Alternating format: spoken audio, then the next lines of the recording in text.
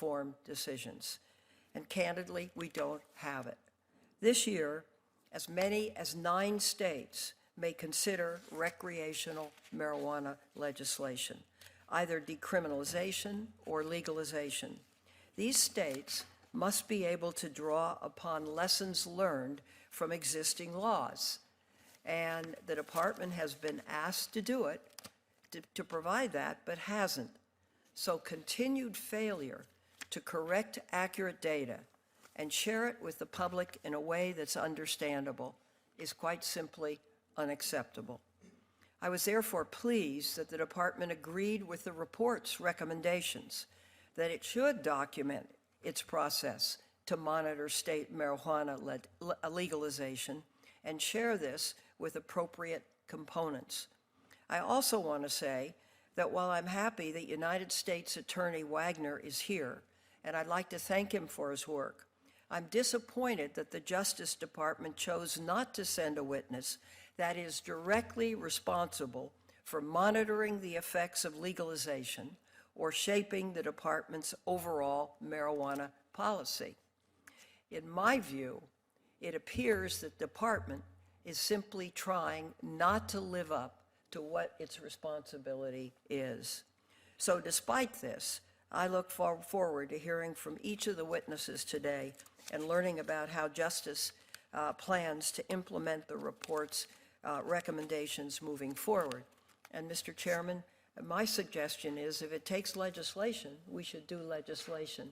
But if you have the huge increase in traffic deaths and you have the huge increase in 12 to 17-year-olds using marijuana, it seems to me we need to get some accurate data so that these 9 states know what they're doing when they consider legalization.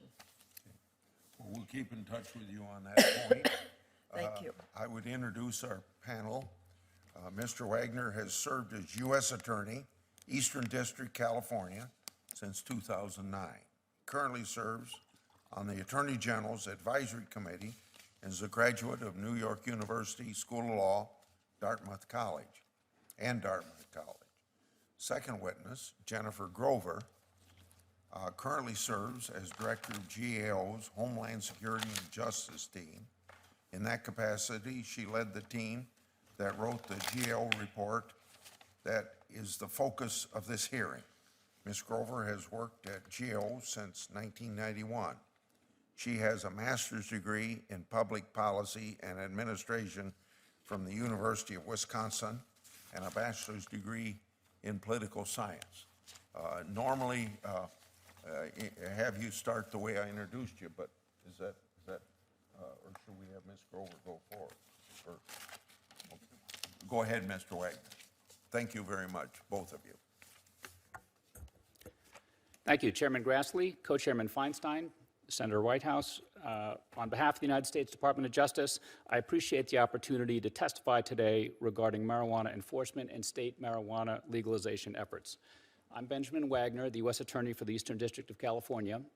I joined the office in 1992, and my first assignment was in the Narcotics and Violent Crime Unit, where I served for several years and personally prosecuted drug trafficking and violent crime cases. I've been with the Eastern District ever since, and have been privileged to serve as the U.S. Attorney for the past 6.5 years, working alongside dedicated career prosecutors and agents, as well as other federal, state, and local law enforcement partners. In my testimony today, I hope to be able to provide the caucus with information about the Department's policies regarding marijuana enforcement and my own experience enforcing federal marijuana laws in a state that recognizes medical marijuana. I will also discuss the recent GAO report regarding state marijuana legalization and the 2 report recommendations in which the Department has concurred. Although we currently review data from a variety of sources, we agree with the GAO that having a more centralized repository will be helpful in making policy decisions and will inform our investigations and prosecutions. I would like to start by noting that the federal government and the states traditionally have worked as partners in the field of drug enforcement and continue to do so.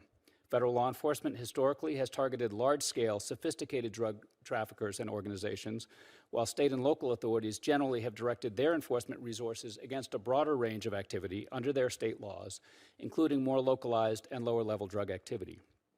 Changes in state laws relating to marijuana enforcement have affected this environment in some states. but the department continues to work with its state and local partners to address the major public safety threats posed by trafficking in narcotics, including marijuana, and to ensure that our efforts are mutually supportive. In August 2013, former Deputy Attorney General James Cole issued guidance to all U.S. attorneys regarding marijuana enforcement. The Cole memo directs prosecutors to continue to fully investigate and prosecute marijuana cases that implicate any of 8 enumerated federal enforcement priorities, including preventing distribution to minors, grows on public lands, funding of organized crime, and other important federal interests. The Cole memo has been helpful in focusing how to best utilize our limited resources to pursue cases involving the most serious threats posed by marijuana-related activities. The Cole memo also articulates the department's expectation that states which have laws that authorize marijuana production and distribution must implement strong and effective regulatory and enforcement systems to fully protect against the public health and safety harms that are the focus of our marijuana enforcement priorities. In those cases where marijuana-related conduct does not interfere with federal priorities, we expect our state and local partners to address those cases consistent with the traditional federal-state approach to drug enforcement. Where such conduct does interfere with federal priorities, we can and will act. Finally, it's important to remember that marijuana remains illegal under federal law, and nothing in the Cole memo alters our enforcement authority. In my district, the Eastern District of California, where we have vast federal lands, we prosecute a significant number of defendants each year who are arrested while cultivating marijuana on public lands, which is one of the Cole memo enforcement priorities. In my district, we are also focusing on marijuana enforcement efforts on interstate trafficking. We work closely with DEA and other agencies to identify and prosecute interstate traffickers and to interdict marijuana and drug proceeds. Over the last 2 years, working with the U.S. Postal Inspection Service, we have executed over 100 search warrants on parcels intercepted in the U.S. mail, seizing large amounts of marijuana and cash. And we also assist other jurisdictions in gathering evidence in our district to prosecute interstate marijuana traffickers in those jurisdictions. Just last week, we announced the arrest of a significant interstate marijuana trafficker based in my district. Using the dark net to transact business, he was alleged to have shipped marijuana and also cocaine to locations all over the United States, receiving payment in Bitcoin. 2 weeks ago, we worked with the U.S. Attorney's Office in the Middle District of Pennsylvania, which indicted 4 residents of my district for trafficking marijuana from California to Pennsylvania.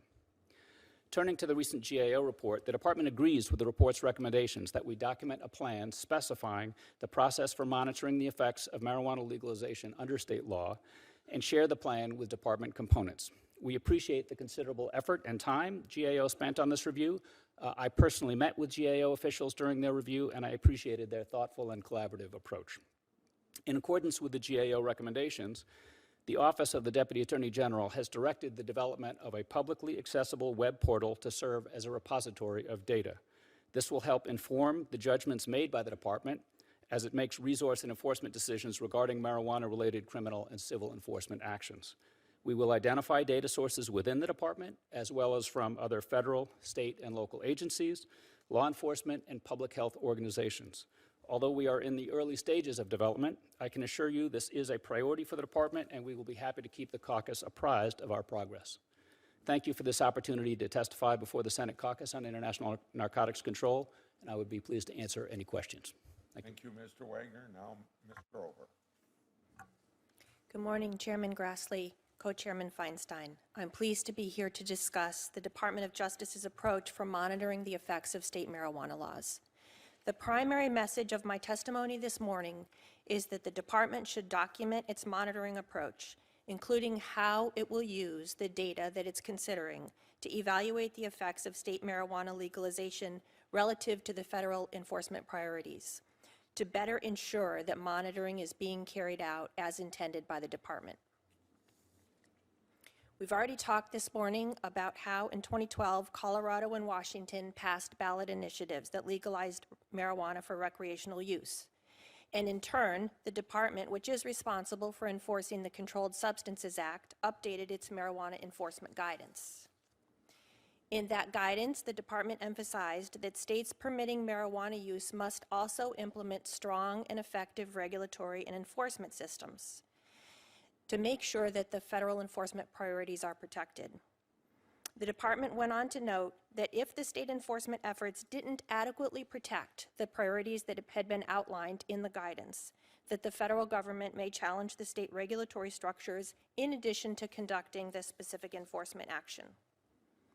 But to be able to follow through on this enforcement approach, the department must have and effectively implement mechanisms of its own for effectively monitoring threats against those priorities. DOJ told us that they have two main approaches. The first approach is through their ongoing law enforcement activity. In the states, the U.S. attorneys told us that they monitor and prosecute cases that involve the enforcement priorities.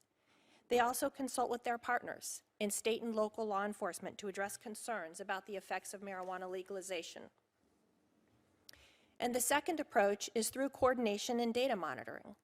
Department officials told us that they collaborate with and assess information from DOJ components and other federal agencies. For example, they reported using data sources such as the DEA's National Drug Threat Assessments and the U.S. Attorney's Case Management System, and by participating in meetings with other federal officials to discuss the effects of state marijuana legalization. We acknowledge that department officials have reached out to coordinate with state and federal officials. However, we found that the department had not prepared a formal written plan, nor did DOJ share any details about how it planned to monitor the effects of state legalization of marijuana.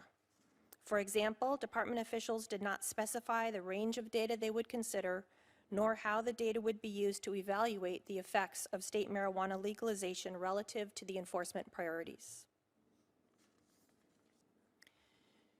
At the time, department officials told us that they did not see a benefit in preparing a formal written plan. We're pleased that they have decided to document their approach, as we believe that it will have several good effects.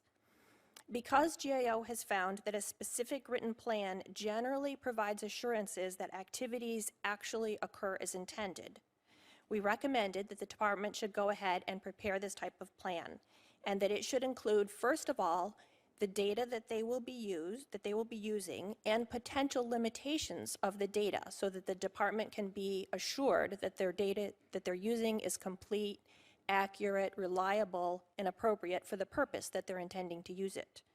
And second, how that data and other information sources will be used for monitoring. DOJ also concurred with this recommendation. We also noted that having this type of a formal written plan provides a way for the department to retain and communicate organizational knowledge. Thus, sharing a written plan with the appropriate DOJ components could improve the overall effort. For example, the department cited reliance on the U.S. Attorney's Case Management System, known as LIONS, that we subsequently learned was likely limited in its use for identifying marijuana-related enforcement cases. By sharing its monitoring plan, the department will be better able to ensure that it's using data in the most appropriate way.